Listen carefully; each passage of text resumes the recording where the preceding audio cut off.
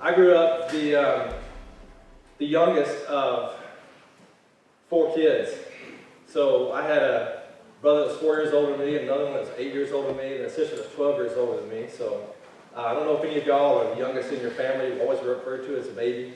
And you always get down all the pass down all the toys. And I don't think I ever got a toy that wasn't broken or something that was messed up in it. It had lots of pants that had those little iron-on patches, you know what I'm talking about? I mean, I was in style back in the 70s for a man because my pants came up to right there and my hair was all messed up. I didn't know that I was ahead of the times back in the mid-70s in the style. But I decided one time that whenever I was about 5 years old, I decided that I wanted to prove to my family that I was becoming a fine young man. And I loved to go to the grocery store with my mother when I was 5 years old. And my favorite places to hang out were the candy aisle and the cereal aisle.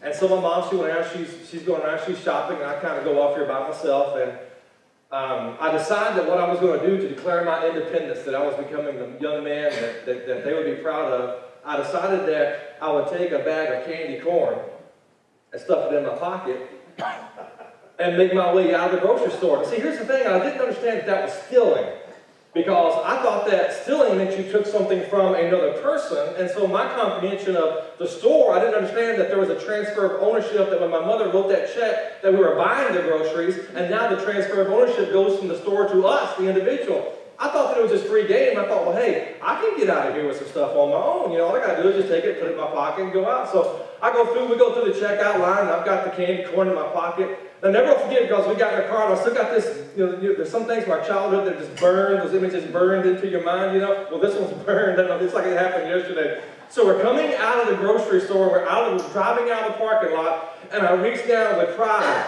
and I reach my pocket, and I turn around, and I said, look at this. And I pull out the candy corn, and you can imagine, this is back before we had the brakes that slow down real slow, and before we wear seat belts. I'm in the front seat right next to her, and all of a sudden, that car comes to a halt, I'm kissing the dash, and looking up there at her, and instead of this look of joy, she has this look of horror. And she explains to me that what I did is I just stolen, and that this was wrong, and so we made a U-turn and went back to the grocery store, and I got to go into the manager and hold out the candy corn and explain to him that I had stolen this and to take it back and to please forgive me. I learned a very valuable lesson on that day about the transfer of ownership and about stealing things and about repentance.